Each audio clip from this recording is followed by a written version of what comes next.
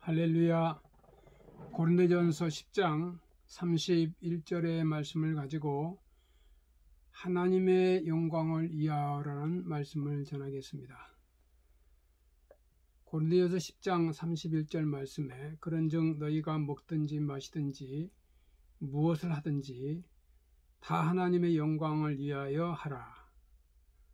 우리가 가난해도 하나님의 자녀고 실패해도 우리는 천국 시민이고 멸시천대를 받아도 하나님의 나라의 영광스러운 백성입니다. 구약시대에 하나님의 영광이 나타나는 장소는 성전의 지성소였습니다. 지성소는 하나님의 영광이 거하는 곳이기에 대제사장이 1년에 한 번 대속죄일에만 들어갈 수 있었습니다. 지성소는 백성들의 죄를 속죄하는 처소였습니다. 대제사장이 그곳에 들어가려면 철저히 성결한 생활을 하고 준비해야 합니다. 사도 바울 목회 현장에 성도들에게 그런즉 사랑하는 자들아 우상 숭배하는 일을 피하라. 본문 14절 말씀이고요. 이 말은 직접 우상을 숭배하지 말라는 것이기도 하지만 우상 숭배에 기울어질 위험성이 있는 자리에 아예 가지 않는 것이 좋다는 말이기도 합니다. 본문 15절 말씀해 보니까 나는 죄 있는 자에게 말함과 같이 하노니 너희는 내가 이르는 말을 스스로 판단하라. 고린도 교회 신자들이 지혜로운 사람들이니까 자기의 말이 무슨 뜻인지 잘 판단하리라고 믿는다는 것입니다. 대제사장이 하나님의 영광이 머무르는 곳에서 그렇게 철저히 준비하고 들어가는 것처럼 우리도 주님의 영광을 위하여 철저히 준비하고 예배를 드리고 교회를 섬기고 또한 이웃을 섬기는 생활을 해야 합니다. 사도 바울은 권면합니다. 그런즉 너희가 먹든지 마시든지 무엇을 하든지 다 하나님의 영광을 위하여 하라. 이 사도 바울은 무엇을 하든지 다 하나님의 영광을 위해서 하라고 했습니다. 우리 그리스도인들은 그 무엇이든지 다 하나님의 영광을 위해서 해야 합니다. 대제사장이 1년에 한 번 지성소에 들어가기 위하여 준비하는 것처럼 준비를 해야 합니다. 우리는 하나님의 영광을 위해서라면 그 무엇이라도 버릴 각오가 되어 있어야 합니다. 또 이웃을 구원하기 위하여 우리의 자유를 절제하고 우리의 시간과 소유를 포기할 수 있어야 합니다. 성도는 주일 성수, 예배를 통해서 하나님께 영광을 돌리게 됩니다. 아버지께 참으로 예배하는 자들은 신령과 진정으로 예배할 때가 오나니 곧 이때라. 아버지께서는 이렇게 자기에게 예배하는 자들을 찾으시느니라. 요한복음 4장 23절 말씀입니다. 구약시대는 제사시대입니다. 이스라엘 백성들만이 예루살렘 성전에서 제사를 통해 하나님께 영광을 돌렸습니다. 이방인들은 하나님께 영광을 돌릴 수가 없었습니다. 하지만 메시아 시대가 되면서 유대인뿐만이 아니라 이방인들도 예루살렘이 아닌 모든 곳에서 아버지께 예배함으로 영광을 돌리게 될 것이라는 말씀입니다. 이 구약의 제사는 그림자이고 신약의 예배는 실체입니다. 이 구약의 제사는 민족적인 제한이 있지만 신약의 예배는 민족적인 제한이 없습니다. 구약의 제사는 예루살렘이라는 장소에서 제한이 있지만 신약 예배는 그런 제한이 없습니다. 어디서나 예배를 어디서나 드릴 수 있는 것입니다. 종교개혁자 마르틴 루터는 스가랴 14장 14절을 이렇게 해석했습니다. 신약 시대가 되면 제사장과 평신도의 구별이 없어지고 모든 신자가 제사장의 직분을 감당하게 된다는 것을 설명하고 있습니다.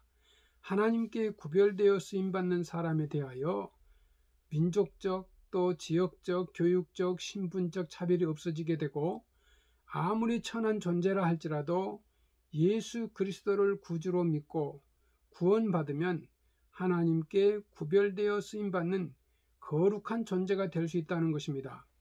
예수님께서 공생애를 통해 이 원리를 실제로 보여주셨습니다. 예수님께서 바리새인들과 사두개인, 랍비 등을 거룩한 척하고 누구보다 의롭다고 생각했던 자들에게 해칠한 무덤 같은 존재라고 말하였습니다. 하지만 창녀로 살던 여인이 회개하여 예수님을 믿고 따르자 거룩한 여인이라고 한 것입니다. 또 남편이 6번이나 바뀐 여인도 예수님을 만나서 거룩한 사람이 되었습니다. 백성들을 갈취한 세리마태도 세금을 많이 갈취한 세리마태에게도 예수님을 만나 세리는 자신의 것을 다 내놓는 거룩한 사람이 되었습니다. 우리도 예수님을 믿고 하나님께서 구별하여 거룩한 존재가 되었으니 얼마나 놀랍고 감사한 일입니까? 우리는 하나님께 수종 들고 영광을 돌리도록 구별된 사람입니다. 이것이 거룩입니다. 하나님께서 부르시고 쓰시겠다고 하면 예라고 대답하고 달려가야 합니다. 거룩한 사람은 주님께서 쓰시겠다고만 하면 아낌없이 드리는 사람입니다. 사람의 존재 목적은 오직 하나님께 영광을 돌리는 것 외에 다른 목적이 없습니다.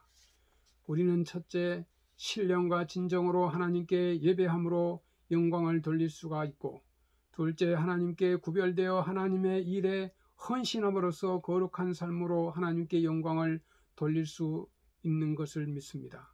스가랴 14장에서 두 가지 표현이 중요합니다. 예루살렘을 치러 왔던 열국 중에 남은 자가 해마다 올라와서 그 왕 망군의 여호와께 숭배하며 초막절을 지킬 것이라. 스가랴서 14장 16절입니다. 누구에게 숭배합니까? 여호와께 숭배합니다. 우리가 예수님을 믿고 구원을 받으면 여호와께 성결이라고 기록됩니다. 요한복음 11장 40절에 예수님께서 이르시되 내 말이 내가 믿으면 하나님의 영광을 보리라 하지 아니하였느냐 하시니, 백석교회 성도 여러분, 이 땅에 살지만 저와 여러분은 천국 백성으로 사는 것입니다. 사도 바울은 그런즉 내 사랑하는 자들아 우상 숭배하는 일을 피하라. 고린도전서 10장 14절 말씀. 이 말씀은 직접 우상을 숭배하지 말라는 것이기도 하지만 결과적으로 우상 숭배로 기울여질 위험이 있는 자에게는 아예 가지 않는 것이 좋다는 말입니다. 고린도 교회 신자들이 지혜로운 사람들이니까 자기의 말이 무슨 뜻인지 잘 판단하리라 믿는다는 것입니다. 고린도전서 10장 32절 33절 말씀에 사도 바울은 말합니다. 고린도 교인들에게 유대인에게나 헬라인에게나 하나님의 교회나 거치는 자가 되지 말고 나와 같이 모든 일에 모든 사람을 기쁘게 하여 자신의 유익을 구하지 아니하고 많은 사람들의 유익을 구하여 그들로 구원을 받게 하라. 유대인이든 이방인이든 기독교인이든 그 누구에도 걸려 넘어지는 자가 되지 않는 것이 하나님께 영광을 이하는 일이라는 말입니다. 우리는 예수 그리스도 안에서 자유인이 되었습니다. 우리 모두 하나님의 영광을 위해서라면, 교회의 덕을 위해서라면 얼마든지 우리의 자유와 권리를 내려놓을 수 있는 그런 그리스도인 하나님의 자녀들이 될 수 있기를 기원합니다. 백석교회 성도 여러분, 먹든지 마시든지 그리고 무엇을 하든지 다 하나님의 영광을 위하여 사는 삶이 되기를 주의 이름으로 축원합니다. 감사합니다.